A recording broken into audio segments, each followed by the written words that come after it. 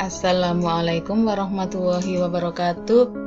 Masih bersama channel Zian Mirza dan masih melanjutkan materi statistik inferensial distribusi binomial bagian 2. Materi kita kali ini kita akan membahas tentang uji hipotesis distribusi binomial yang akan membahas tentang yang pertama populasi dan sampel, kemudian yang kedua hipotesis, yang ketiga langkah-langkah dalam pengujian hipotesis, dan yang keempat pengertian dan prosedur uji binomial.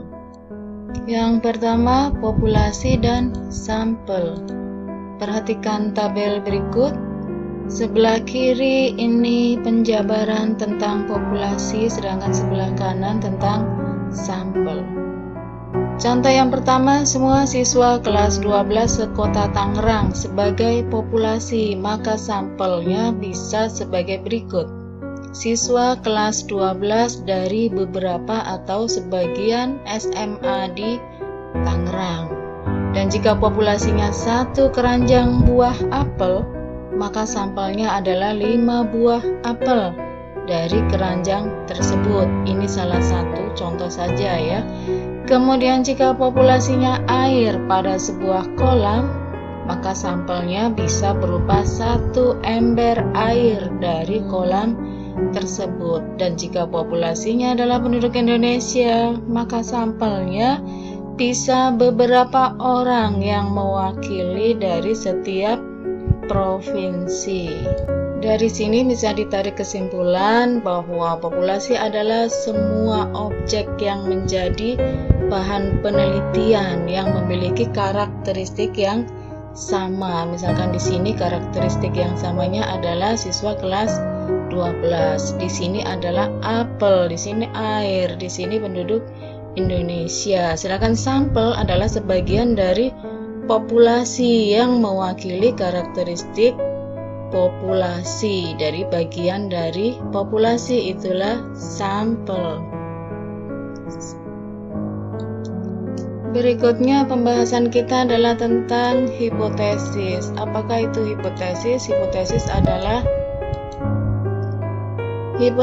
adalah dugaan sementara yang masih perlu diuji. Ada 2 macam hipotesis, ada hipotesis penelitian dan hipotesis statistik. Hipotesis penelitian suatu pernyataan logis terkait populasi yang dibuat berdasarkan suatu kejadian dan teori-teori. Sedangkan hipotesis statistik adalah pernyataan mengenai parameter dari populasi yang didasarkan pada statistik dari sampel. Adapun untuk langkah-langkah pengujian hipotesis dan prosedur uji binomial akan kita bahas langsung melalui contoh berikut. Perhatikan contoh berikut. Seorang pedagang menjual pakaian jenis kaos dan kemeja. Jika diambil 10 sampel secara acak, maka terdapat 6 pembeli yang memilih membeli kaos dan sisanya memilih membeli kemeja. Jika taraf signifikansi yang digunakan adalah 5%, ujilah pernyataan bahwa peluang konsumen yang memilih kaos lebih dari 30%. Perhatikan langkah-langkah penyelesaiannya adalah sebagai berikut. Langkah yang pertama adalah menentukan parameter yang akan diuji. Yang diketahui di sini adalah jumlah kejadian N sama dengan 10. Dari sini ya 10 sampel yang diambil secara acak. Kemudian peluang suksesnya P sama dengan 30%. Di sini peluang konsumen memilih kaos, P-nya 30%. Bisa ditulis sebagai 0,3 sehingga Q-nya sama dengan 1 min P sama dengan 1 min 0,3 sama dengan 0,7. Jika disajikan dalam bentuk tabel, maka bisa dibuat tabel sebagai berikut. Untuk kategori kaos sejumlah 6, frekuensinya untuk yang memilih kemeja 4 dari sampel yang berjumlah 10. Langkah berikutnya adalah menentukan hipotesis statistik. H0-nya P kurang dari sama dengan 0,3 dan H1-nya P lebih dari 0,3. Uji satu pihak yaitu pihak kanan. Berikutnya yaitu menentukan tingkat signifikansi alfa sama dengan 5% atau tingkat signifikansi atau taraf nyata 5% sama dengan 0,05. Langkah berikutnya adalah menentukan distribusi binomial menggunakan rumus sigma atau jumlah kombinasi Kn P pangkat K Q pangkat N min K mulai 0 sampai dengan X.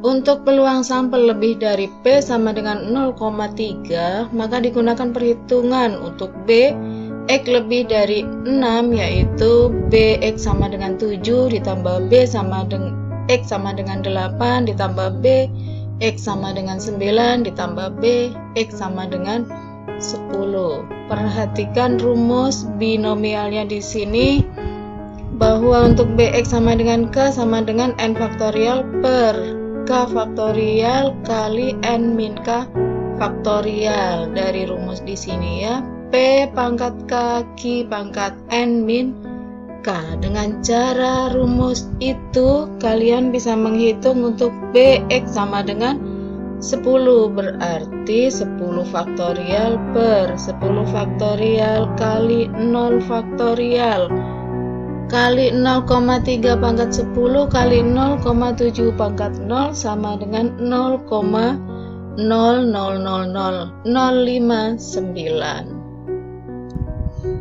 Dengan cara yang sama kalian bisa menghitung nilai dari B untuk X sama dengan 9. Diperoleh hasilnya sama dengan 0,0001378 dan untuk B sama dengan 8 sama dengan 0,001447, sedangkan untuk B sama dengan 7 diperoleh hasilnya 0,00900117. Nah, dari sini nanti semua dijumlahkan dari seperti dijabarkan di sini ya, mulai dari BX sama dengan 7 sampai dengan BX sama dengan 10, sehingga diperoleh B untuk X lebih dari 6. Tadi semua yang sudah diperoleh dalam perhitungan dijumlahkan hasilnya 0,01059921.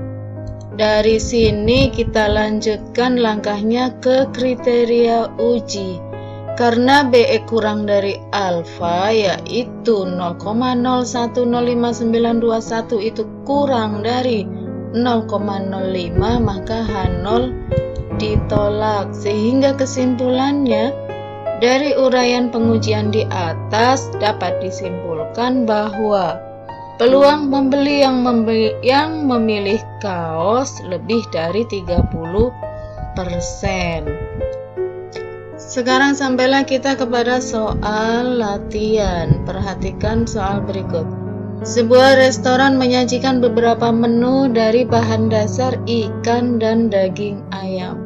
Diambil sampel 15 pengunjung, ternyata 3 pengunjung memilih ikan dan 12 lainnya memilih daging ayam. Sampelnya diambil 15, yang 3 memilih ikan, yang 12 memilih daging ayam. Jika taraf nyata atau taraf signifikansi yang digunakan adalah 5%, tentukan peluang populasi pengunjung yang memesan ikan kurang dari 40%. Demikian materi pembelajaran kita kali ini, semoga bermanfaat. Terima kasih. Wassalamualaikum warahmatullahi wabarakatuh.